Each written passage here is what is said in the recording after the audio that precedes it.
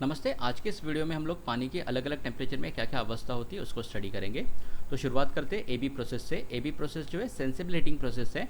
इसमें पानी का टेम्परेचर -20 डिग्री सेल्सियस से 0 डिग्री सेल्सियस तक बढ़ाया जाएगा। तो यहाँ पे पानी का टेम्परेचर इंक्रीज़ हो रहा है और पानी जो है सॉलिड फॉर्म में है, मतलब बर्फ़ के रूप में है। तो सेंसिबल हीटिंग प्रोसेस में सिर्फ टेम्परेचर इंक्रीज़ होता है, अवस्था जो है वो चेंज नहीं होती। अगली जो प्रोसेस है बीसी प्रोसेस। बीसी प्रोसेस को हम कहेंगे मेल्टिंग प्रोसेस। मेल्टिंग प्रोसेस में जो बर्फ़ है वो मेल्ट हो रहा है, तो यहाँ पे दो अवस्था होगी, सॉलिड और लिक्विड। और मान लो अगर 1 केजी का बर्फ़ है तो वो जब मेल्ट होगा तो 80 किलो कैलोरी इतनी हीट को एब्जॉर्ब करेगा।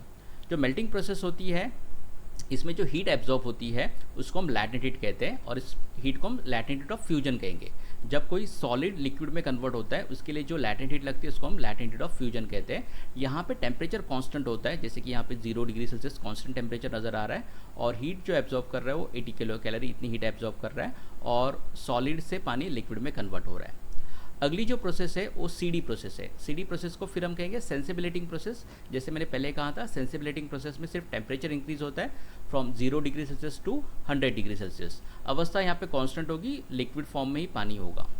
अगली जो प्रोसेस है डीई प्रोसेस है। डीई प्रोसेस को हम इवेपोरेशन प्रोसेस कहते हैं और इवेपोरेशन प्रोसेस में लिक्विड जो है वेपर में कन्वर्ट होगा।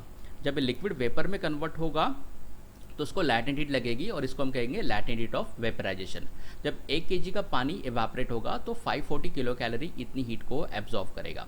अब इस प्रोसेस में, इवेपोरेशन प्रोसेस में टेम्परेचर कांस्टेंट है। देखिए 100 डिग्री सेल्सियस टेम्परेचर यहाँ पे कांस्टेंट है, लेकिन लिक्विड से पानी वेपर में कन्वर्ट हो रहा है। अगली जो प्रोसेस है वो है ईएफ प्रोसेस। इसको हम सुपर हीटिंग कहेंगे। सुपर हीटिंग क्या होता है, किसी भी लिक्विड को अगर बॉइलिंग लेवल से अगर हम ऊपर का टेम्परेचर तक बढ़ाते हैं, उसका टेम्परेचर बॉइलिंग लेवल से हायर करते हैं, तो उसको हम कहेंगे सुपर हीटिंग। तो सुपर हीटिंग प्रोसेस में सिर्फ वो वेपर फॉर्म में ही होगा। नेक्स्ट जो प्रोसेस है एफ जी प्रोसेस जो है, यहाँ पे हम ठंडा कर रहे हैं, मतलब अभी हम रिवर्स जा रहे हैं। फ्रॉम 200 डिग्री सेल्सियस से वेपर को हम 100 डिग्री सेल्सियस तक ठंडा कर रहे हैं, तो इसको हम डी सुपर हीटिंग प्रोसेस कहते हैं, जहाँ पे वेपर जो है लिक्विड में कन्वर्ट होना स्टार्ट हो जाएगा। मतलब इस प्रोसेस में तो वेपर रहेगा लेकिन इसको हम बॉइलिंग लेवल तक लेके आएंगे। ठीक है, इस प्रोसेस को हम डी सुपर हीटिंग कहेंगे। नेक्स्ट जो है जी एच में क्या हो रहा है, कंडेंसेशन। यहाँ पे जी एच प्रोसेस जो है कंडेंसेशन। जैसे डी जो है इवेपोरेशन है तो ए रिवर्स है जी एच कंडेंसेशन। कंडेंसेशन में क्या हो रहा है, जो वेपर है वो लिक्विड में कन्वर्ट होना स्टार्ट हो जाएगा। तो यहाँ पे दो अवस्था हो सकती है, लिक्विड भी हो सकता है और वेपर फॉर्म में भी हो सकता है पानी। ठीक है, अब यहाँ पे जो हीट है उसको रिमूव किया जाएगा। इवेपोरेशन में जो हीट ऐड की थी 540 किलो कैलोरी पर केजी, उतनी हीट इस यहाँ पे रिमूव की जाएगी। इसकी अगली जो प्रोसेस है एच आई प्रोसेस जो है सेंसिबल कूलिंग प्रोसेस है।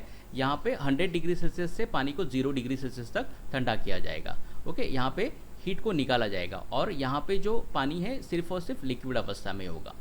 इसकी अगली जो प्रोसेस है आई जे फ्रीजिंग प्रोसेस। यहाँ पे जो पानी है उसको फ्रीज करके आइस किया जाएगा। तो यहाँ पे दो अवस्था होगी, सॉलिड भी होगी और लिक्विड भी होगी। अब जैसे बीसी प्रोसेस में जो हीट दी गई थी तो यहाँ पे हीट को निकाला जाएगा। मतलब 1 केजी का अगर पानी है तो उसमें से अगर हम 80 किलो कैलोरी इतनी हीट निकाल लेंगे तो सॉलिड हो जाएगा। इसकी अगली प्रोसेस जो है जेके प्रोसेस है। जेके प्रोसेस सेंसिबल कूलिंग प्रोसेस है। यहाँ पे फिर से 0 डिग्री सेल्सियस का आइस है, इसको -20 डिग्री सेल्सियस तक इसका टेम्परेचर कम किया जाएगा। Thank you very much.